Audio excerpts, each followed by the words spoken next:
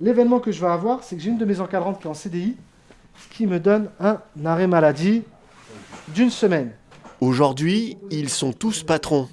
Dans la peau d'un responsable d'une microcrèche fictive, 26 personnes, porteurs de projets de création d'entreprise ou en réinsertion professionnelle, devront prendre les bonnes décisions.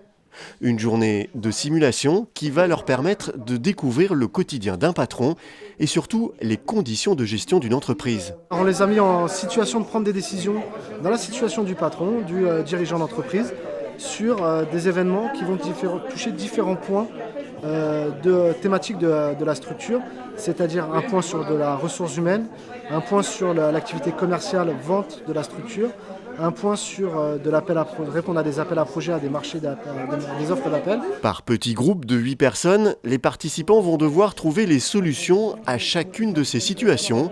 En groupe, une émulation importante pour prendre les bonnes décisions. En fait, on a essayé déjà de mélanger porteurs de projets et personnes en réinsertion professionnelle, puisque c'est deux mondes différents. On a souvent des personnes qui sont un peu éloignées de l'emploi.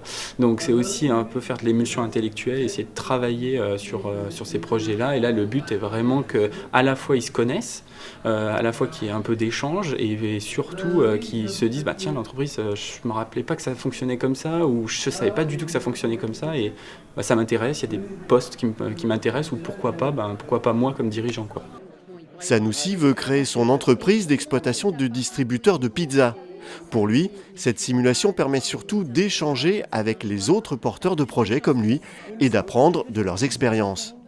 On a étudié des problématiques où du coup moi je sais comment personnellement j'aurais réagi, mais je ne sais pas comment d'autres personnes auraient réagi et du coup on peut voir des améliorations à apporter. Donc soit moi apporter des améliorations vis-à-vis des personnes, vis-à-vis de leur manière de traiter le problème, ou alors moi-même d'apprendre et d'avoir une autre mentalité, une autre vision et de pouvoir traiter le problème autrement. À côté, Corinne veut ouvrir prochainement une entreprise de distribution de plats cuisinés faits maison.